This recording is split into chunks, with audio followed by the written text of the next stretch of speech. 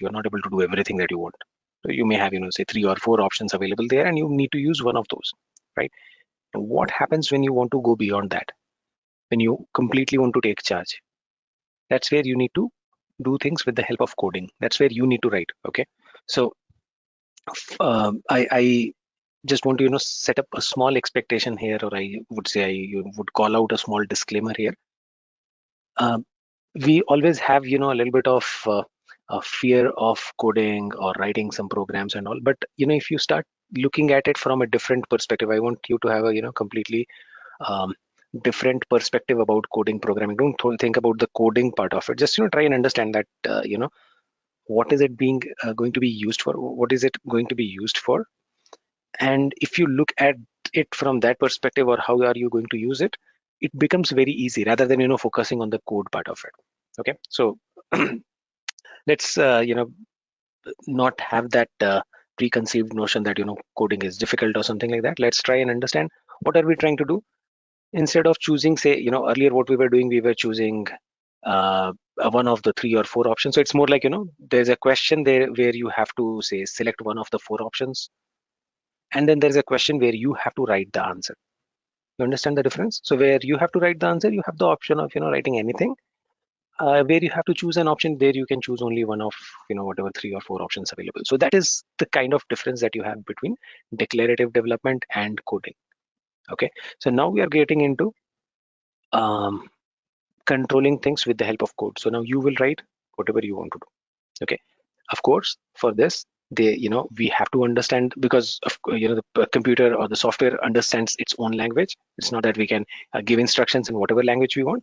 So we will have to understand the language, we'll have to understand the framework, and based on that we would be giving the instructions. Having said that, it's not very difficult to learn that language. Of course, it requires a little bit of effort, but it's not something that you cannot do.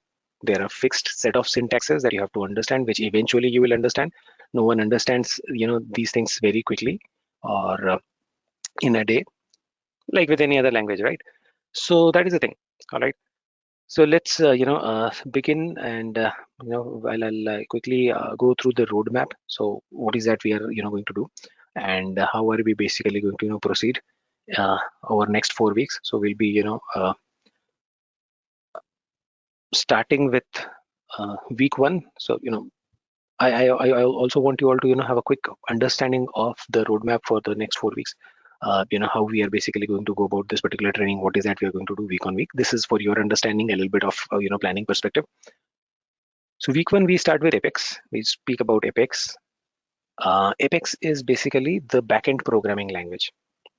Okay, now you have to understand that when we are doing coding, we'll have to understand that there is a different programming which is used for backend logic control. Okay, so whatever happens in the backend automatically, or things which are related to the database and stuff like that. So all those logics need to be written using a particular programming language, and for us, Apex is the programming which will help you write logics. That if this happens, do this. If that happens, do that. Okay, these instructions will basically go through Apex. So Apex is the programming language, and this is the main, I would say, the main programming language which is used in Salesforce. Okay, so all that will happen with Apex. Now, next thing that so we start with the basics of Apex. Next thing we talk about introduction to SOQL. SOQL is a query language. SOQL basically stands for Salesforce Object Query Language. Okay, and this is very similar to SQL. Okay, now the purpose of this SOQL is to write queries only to retrieve data from database. Okay, so when you're trying to execute these logics, when you're trying to write some logic to control some business processes, you will need to retrieve data time to time, right? Because logics need to be executed on the data only, right? So for example, if you have to write a logic that, okay, fine, fetch all the contacts where there is no email ID and delete all those contacts. Let's say that is what you want to do. So first thing what you have to do, you have to fetch all the contacts where there is no email ID. So that fetching the contacts is something that you will do using SOQL. Got that? So Apex can do other things, but retrieving data from the database is something that you'll have to do using SOQL, the query language. Then SOSL is primarily similar to SOQL, but it's a different query language. It is also a query language.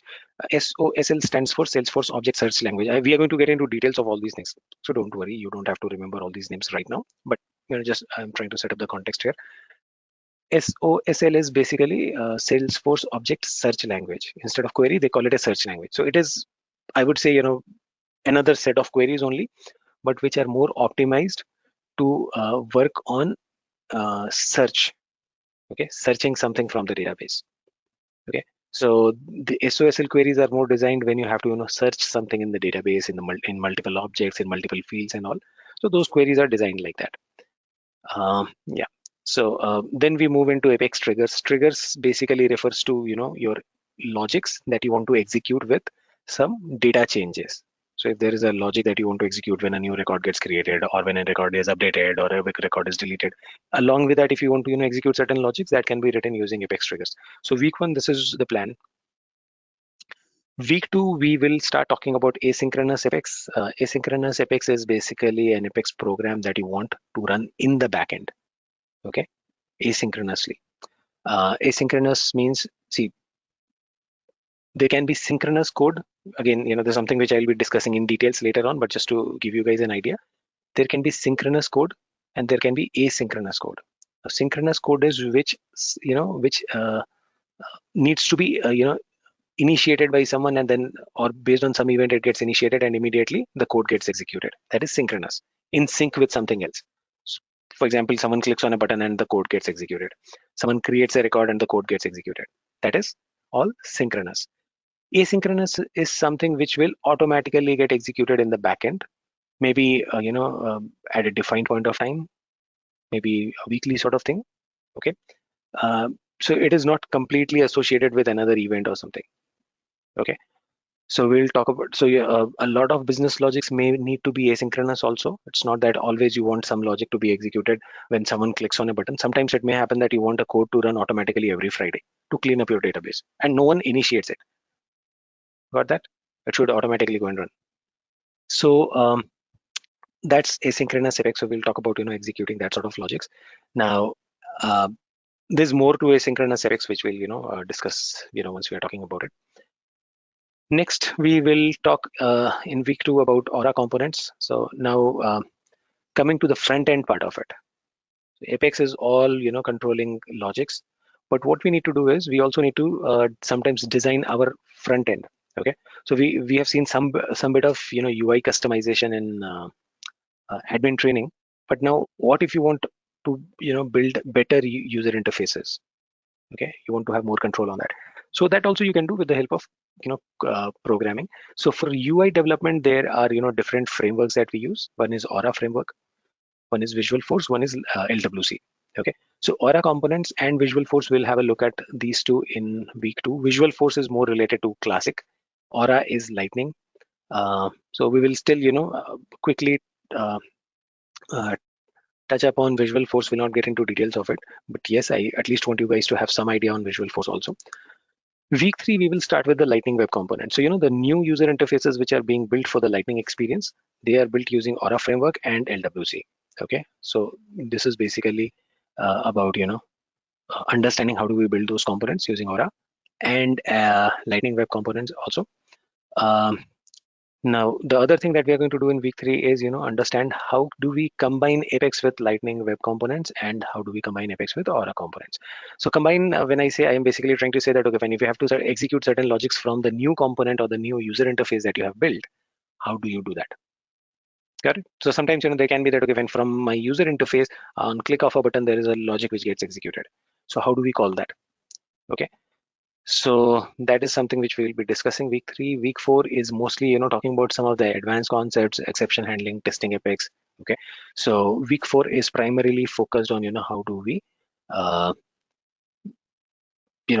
ensure the code is of good quality, how do we do testing and all that stuff. So, and, understand how the code is getting executed and stuff like that a little more. So that, we are able to write the right kind of code. Okay. So that is it. That's the simple roadmap for our developer training. Okay, so let's get started. Week one, we would start with basics of Apex programming. So, let's quickly understand some basics of Apex coding. and then eventually we will start writing programs and all. Okay, so beginning with Apex. What is Apex? Apex is a strongly typed object-oriented programming language, okay, that allows developers to execute flow and transaction control statements on Force.com platform. Okay, so it's a programming language. It's a strongly typed programming language. Okay, what does that mean? That means that in case you're defining a variable, so any programming language, so you would be defining certain variables. For example, variable X, variable Y, and then you will do certain operations using those variables. For example, you have to do a sum. You will say sum equals X plus Y. Got that? Right? So in a programming language, usually you define variables. Okay. Now, um, in Apex also you need to define variables because Apex is a strongly typed programming language. What does that mean? Strongly typed means every variable needs to have a data type. You cannot simply go and define a variable just as a variable. You cannot just say variable X or X. No. You have to define the data type of the variable, and the variable can contain values of that data type only. So if you say integer X, it can only contain integer. Then you cannot go and put some text value in that variable. That is what it means. Got that? So that's what strongly typed means. Strongly typed means every time you're defining a variable, you also have to mention the data type of the variable. Okay. It's an object-oriented programming language, and we are going to get into a little bit of more of concepts which are related to object-oriented. We are going to come into that part. Let's not get confused with that. Okay, and what is the purpose of this language? It allows developers to execute fluent transaction control statements on Force.com platform. So it will basically give you the option to execute your transaction control statements and flows. Okay, that is what Apex is. It enables developers to add business logic to most system events. Okay, so what will it do? It will basically let you put business logics. As I said, now you can write your own program to control the logics. You can write logics to most of the system events, like on click of a button you can execute some logic. Record update or creation of record, you can put some logic. Front end UI components, like Aura component, Lightning Web components. On these things you can put certain business logics and stuff like that. Got it? So that is the thing. All right. In Apex, all variables and expressions have a data type that is one of the following. So, I told you that you have to, whenever you are defining the variables, you'll have to define the data type for the variables. So now all variable expressions will need to have a data type, and these are the ones which are permitted. So primitives. So what are the possible data types? We are looking at that. So one is primitives. What is primitives? Primitives basically refers to the generic data types, which are used in other programming languages also. I'm going to come to these one by one again. S objects. S object basically refers to the Salesforce object data types like account, contact, that sort of thing. Then we have collections. List. List is an ordered collection. Set is an unordered collection. Collection basically refers to multiple values being stored in a variable. So you do have option of defining variables which can contain multiple values. And when you are doing that, you have the option to store the values as a list. List is basically an ordered collection where every value maintains an order. Set is an unordered collection where the values do not maintain the order. And why we have an ordered and unordered, we're going to talk more about it in details in some time. And then map. Map is also a collection, but it's a collection of key value pairs. It's not just so list and set are basically collection of values, whereas map is a collection of key value pair. Okay, key value pair is one key and one value. Okay, it can be like say a number and a corresponding value with that particular number. Okay, that's a key value pair. Got it? So that is the thing. Say rank 1, certain name. Rank 2, another name. Rank 3, another name. So now these ranks can be the key and the names can be the values basically. Got it? So that's collection of key value pairs. So here you're not just storing one set of values. You are basically storing the pairs. Okay. Why do we need a map? We need a map so that we can quickly, easily retrieve the values using the keys. Okay, so if you have to retrieve rank 5, you can quickly retrieve using the key. Got it? Okay, so that is it. Now let's understand these data types a little more in details. So let's begin with the primitive data types in Apex. So starting with the primitive data types in Apex, the primitive data types, as I said, these are the generic ones. To put it in very simple words, these are the ones which you usually may have used in other programming languages also. Say some, C, C++, Java. They also use similar data types. So these are the generic ones which are used almost everywhere. Okay. Some of these may not be used in other programming languages, but most of them are. Okay. So the first one is Boolean. What is a Boolean? Boolean is a data type which can only store a true, false, or null. Okay. Primarily can be used for a checkbox kind of a thing, where you just want to have store a true or false. Okay. How do you define? Example: Boolean is selected equals true. Okay. So you see data type. This is the variable name, and this is the value that you have assigned to it. Okay. And Boolean can only, as I said, it can only have a value of true, false, or null. Okay. So think about a checkbox. Checkbox can be either checked or not checked, or a null value, right? So that is what your Boolean is. Okay. Just give me one quick second, please. One moment.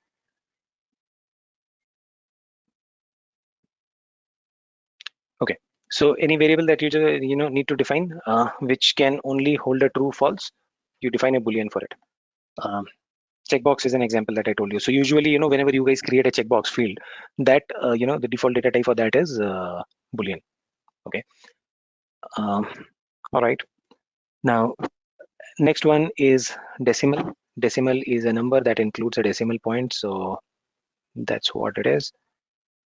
Example: decimal x is equal to 3.14. Then we have double. Double is a 64-bit number that includes a decimal point. Okay.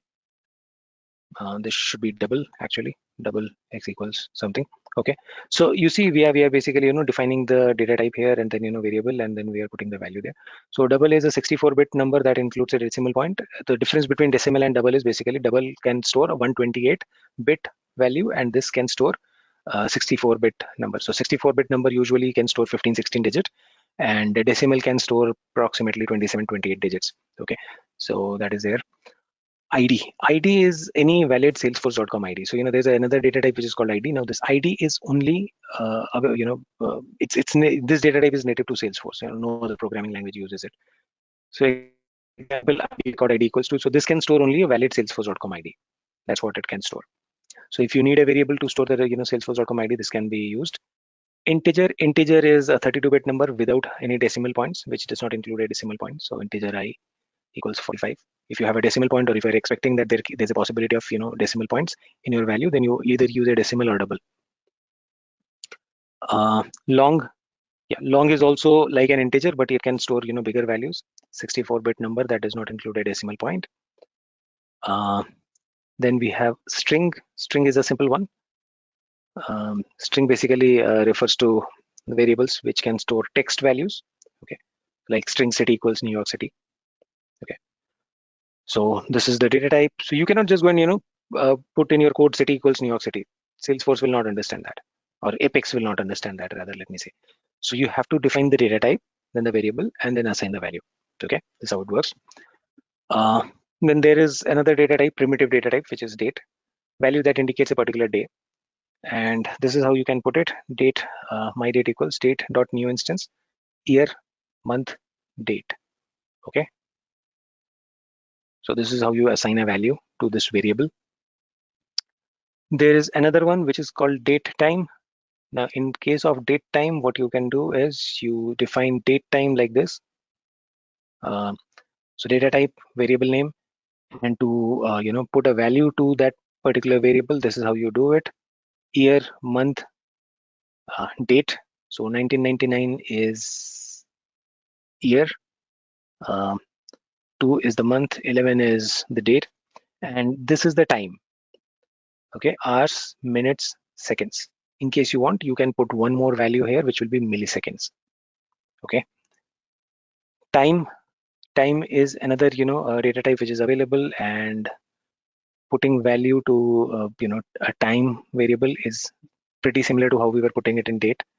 So here you put it as time.new instance, and 1230, this is basically hour, minutes, second, and milliseconds. Got it? So whatever time you want to put there, you can put that. Okay, so that is the thing. that's about the generic primitive data types. In addition to all these primitive data types, there is one more which is called an object. Now this object is basically not a particular data type, but it can be any data type that is supported in Apex. Okay, so in case you want to just define a generic one which can store anything, you define it as an object. So that option is there. So sometimes you may not be sure of uh, what data type you are going to put in the uh, variable. So initially you can define it as an object, and object can then be used to store any of the supported data types, primitive data types in Salesforce. Okay, how do we do it? Let's look at an example. So you define object obj equals 10, and then from this you can basically get the value to an integer I equals, and it retrieves the value from this particular data type. Got it? So that is the thing. You could have actually retrieved this value to a string also. Got it? So that is the thing.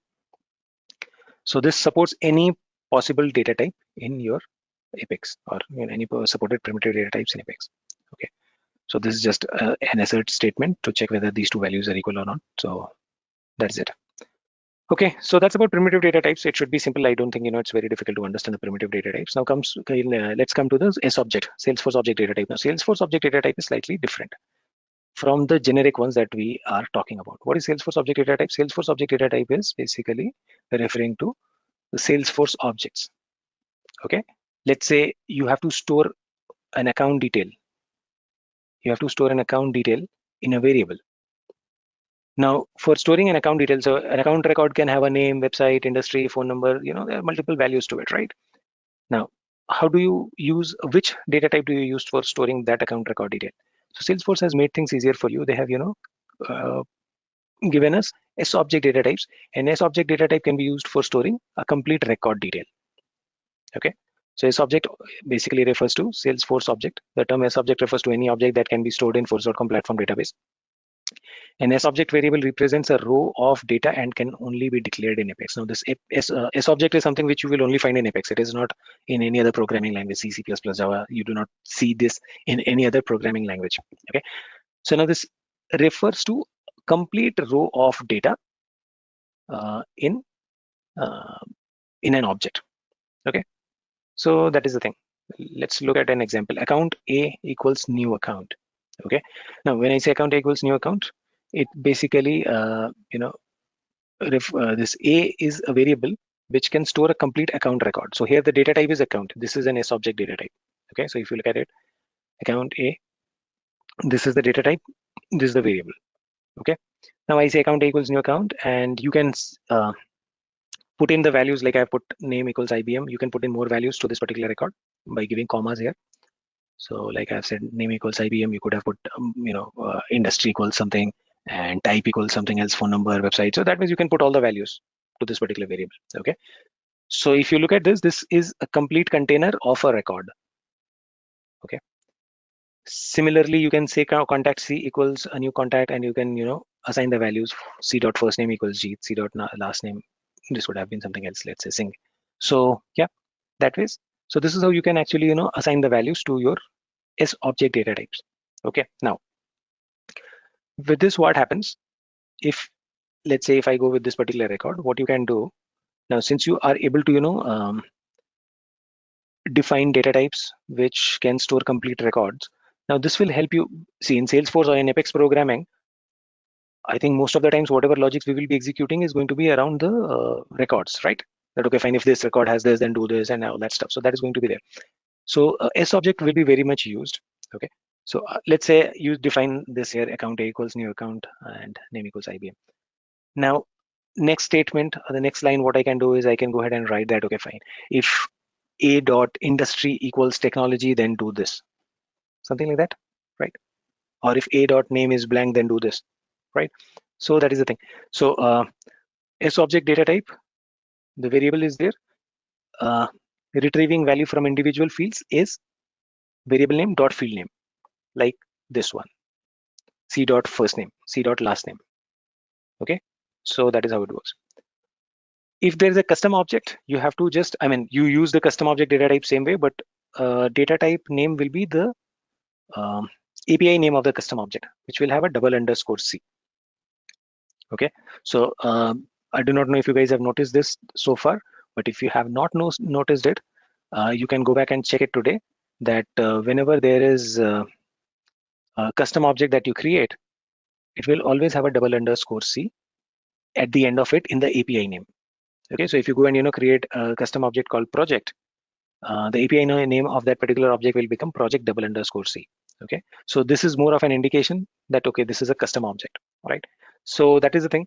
So when you are using when you're defining a variable using a custom object, you'll have to make sure that you're using the API name of it, or which will mean that there has to be a double underscore C at the end. Okay, so try to use the API name. I mean, that's an easier thing for you to understand. Double underscore C, the reason why talk about this, because I want you to understand, looking at the code also, you should be able to understand that okay, fine, there's a custom object. Okay, so API name of a custom object will always have a double underscore C at the end. Remember that. Okay, so if you just, let's say you have a project object, and if you just try to comment put code project p equals something, it will throw an error. It will not recognize project. It will only recognize project double underscore C because it recognizes only the API names. Okay, so that's about the is object data type. All right, now let's go to the list data type in Apex. Now list again. Now we are coming to the collection. So far we have just spoken about individual values, right? Individual values as in uh, maybe integer, boolean, string, whatever. We spoke about individual values, or NS object also we spoke about one single record. All right. Collection basically refers to storing multiple records or multiple values in a variable. So there are different types of collections that we are going to work with in Apex. First one is a list. What is a list? A list is an ordered collection of primitives or S objects. It can be a collection of primitive. For example, there can be a collection of a string, or you can have a collection of records, whatever. So ordered collection of primitives or S objects that are distinguished by their indices. Now, ordered collection. Why are we saying this as an ordered collection? So the ordered collection, is basically referring to the index values that it maintains for each value that gets into the list. Okay, so each value in the list will have an index number, and it maintains the same index number throughout. Do we get it? Now, you will ask, why is this important? Okay, or how is it helping? So the purpose for that is, okay, in case there is a value which comes twice in the list, okay, in case there is a value which comes twice in the list, you can still you can still identify both the values with two different index numbers, because they have come in two different positions, and then there are two different index numbers. You can still retain both the values in the list because they will have two different index numbers. Okay, so that is the purpose of an ordered collection. So in a list, it's an ordered collection. Each number will have its own index number. The index position of the first element in a list is always 0. Okay, the first element that gets into the list, index number will be 0, the second one will be 1, and so on it goes. Okay, so let's look at an example. So let's say you have created a list of string, and your list of string has got these 1, 2, 3, 4, 5, 6 values. Okay, the first one will have index zeros, index 1, 2, 3, 4, 5. Okay, now if there is one more red here, somewhere here, that will have an index 6. Okay, and your list is actually going to consider this red and this red as two different values. One is index 0, one is index 6. Got it? Now with the help of index number and all, you have the option of actually retrieving values just using the index number and all. So that is the main purpose of this order collection index number, that okay, fine, if there are multiple values, the same repeat of the same value, it permits that. Okay, because those are in two different index numbers. You will have business scenarios where you want certain values to be repeated in a list. Okay, that's where you use a list. Okay, let's look at some sample statements. So how do you define a list? Defining a list is simple. This is how you have to define it: list of integer. So when you're defining a list, earlier I was just defining integer, right? Now if it's a list, you put it as list of integer and put the variable name. Now this variable can contain multiple integers. It's not just containing one integer. Okay, now if it's a list, you can add values to the list. What will this do? If I say this variable dot add and put an integer value 47 here, so what will this do? It adds value 47 to the end of the list. Okay, So whatever values are there, that's fine. It will add, additional values to the list. Integer I equals my list dot get 0. What will this do? It will retrieve the value from index 0. Okay, so these are a few small methods that can be used. um, so this statement is adding value at the end of the list. What if you want to go and change a particular index number value? Let's say I want to change index 1 or index 2. What do I do there? You have the option of doing a set here, my list dot set 0 1. So what will it do? It adds the integer 1 to the list at index 0. Okay, so the first parameter here is the index number and second one is the actual value. Okay, so that is it. My list dot clear removes all elements from the list. It will basically clear all the values from the list. So that is the uh, concept of a list. Okay, ordered collection values also have an index number, which means duplicate values will be allowed because they will have two different index numbers. Okay, now since you have spoken about this, we will also I'm pretty sure some of you may be thinking that, okay, fine, if there is a business scenario which requires duplicate entries, there can be a business scenario which should not allow duplicate entries, right? Yes. So for that we have another data type which is called set. So what is the set data type in Apex?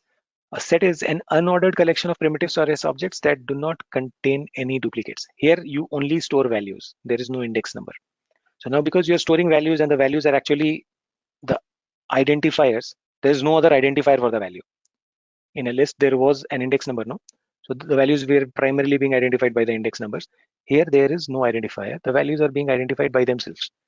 Okay. So in this case, there will not be any duplicate. Okay. So now this is how a set would be: red, orange, yellow, green, blue, purple. Now if you try to insert another red here, it will not add that value. It will see the, okay, fine, this red is already there. Yeah, that's it. So the other red will not get added. So you will not have any duplicate value. So in case you want to uh, work with a collection where you do not want to allow duplicates, then you use set. Okay, some of the examples for sets are here. Defining set is like this, just like we were doing list. This is how we define set of integer s equals new set of integer and all. This will add value, add an element to the set, but only this will get added only if it is unique. It is not already available there.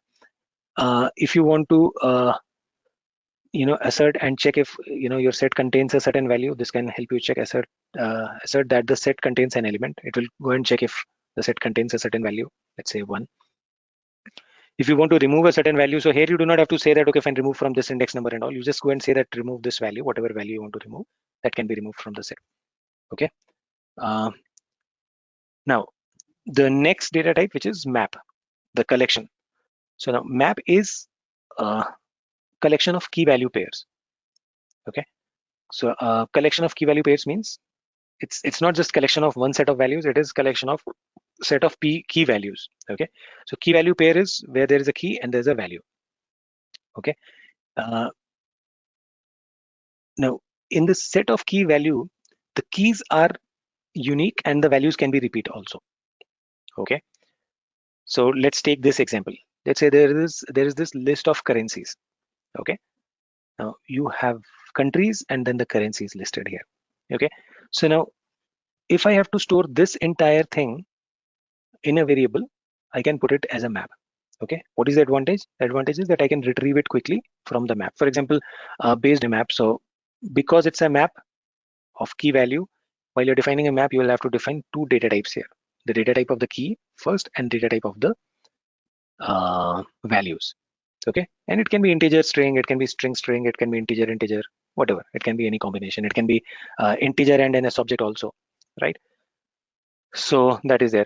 Very common map that we will be using is a map of ID and S objects. Correct? So that you are able to retrieve a record using the ID and then you are able to work on that. That is something which is very common. Okay. But for our understanding, we are just taking this example, string and string. So this is a map of string and string. So this is how it is defined. And you just put the variable name. Okay. So now, here my key is a string, value is also a string. That's the reason why I've defined this. How do I put values into it? Currencies.put key and then value. Insert a new key value pair in the map. So this is how we are going to insert the value in the map, the key value pair in the map. You can put some other value. I mean, this is just with a different variable name. Let's say there's another variable called m, so you can put, and if it's a map of integer and string, you can actually put it like this. Okay, system.assert. Now this is a method which can actually help you check if your map contains a certain key, contains key India. Okay, it will check, and this returns a true or false. So it will return true if this contains India as a key. Yeah, if you have to retrieve the value from a certain key, you can do it this way: string India currency equals currencies.get. Currencies.get will help you retrieve value from a particular key. Okay, now this will return what? This will return INR. India currency equals INR. This is what it is going to return. Okay, set. Okay, now this is basically for you to retrieve all the keys in a set. Okay, since the keys are unique, I told you I am using set of string to retrieve all the keys. So in case you want to get all the keys in one variable, then you can do that. Set of string all countries equals currencies dot key set. So this dot key set will basically give you set of all the keys in the map. All right. So that's how you go ahead and define this data type. Okay. Now, couple of other things which I am going to talk about. Okay. Now, once you have defined variable, so we have understood that we can define variable. Okay. For example, I can define variable integer x, integer y, and then I said decimal z. Okay. So now there is something that you do in terms of defining these variables. Okay, what else are we required to do in this coding? So once we have defined variables, variables are not capable of doing anything, right? Variables are just placeholders, containers. They can just contain values, right? Now other things that we have to work with are methods. Okay, now what are methods? Methods basically will have the set of instructions what needs to be done. So for example, I can have a method called sum, and in this I put an instruction: if x not equals null and y not equals null, z equals x plus y. Okay, this is don't worry about the syntax part of it. I'm just trying to give you guys an idea that ideally what your method will have. So we are going to work with variables, and we are also going to work with the methods. Okay, so this is what a method is going to do. Okay, I'm going to talk a little more about method, but that's something which we will discuss a little later. How to define the actual structure, syntax, and all. We'll look into that. But purpose of the method is clear, right? So you define variables which are containers, which can contain values. You define methods. Methods will have the set of instruction of what needs to be done. Okay. Now, in case you have multiple methods, let's say I have this multiply.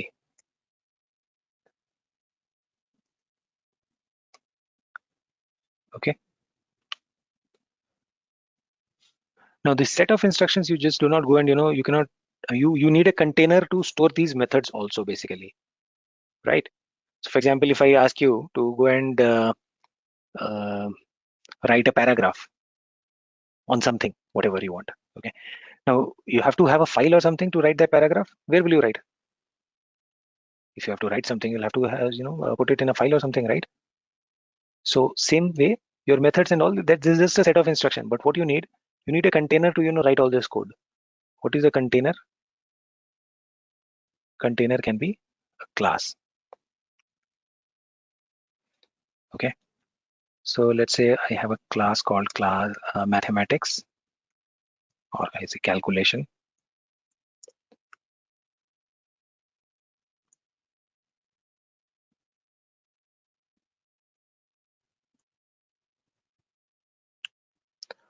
Okay. I want you to understand this structure because there is a lot of confusion around a method and a class and all that stuff. This is the simplified thing of it.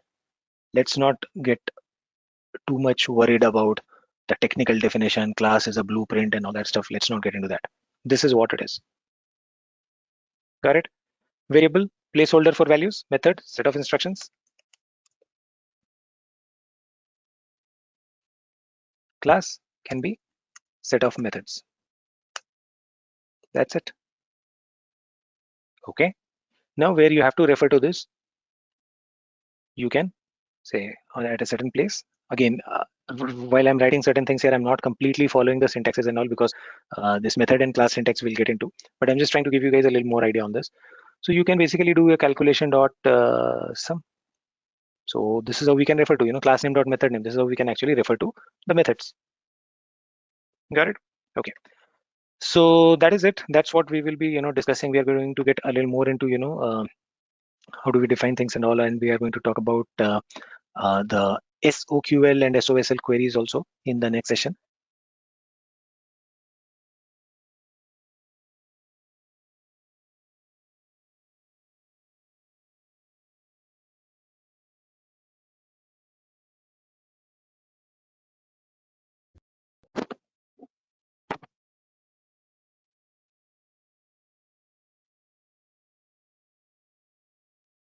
Hello. Hey, hi everyone.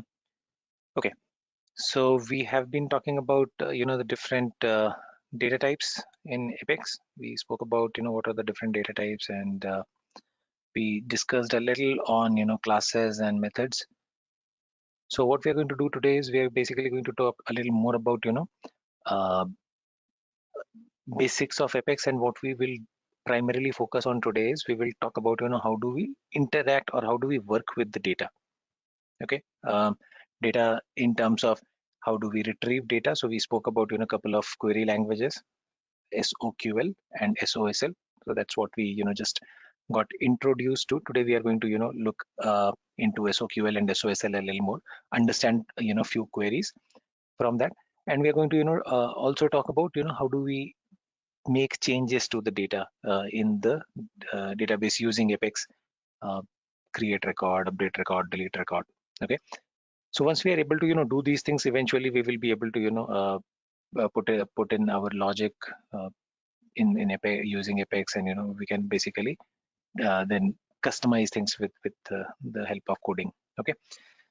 So even before I get into talking about the other stuff today, let's quickly have a look at where do we go and write code in Salesforce. Okay. So let's have a quick look at that part first, and then I'll go into the SOQL SOSL part of it. So to write the code in Salesforce, if you are on Salesforce, what you can do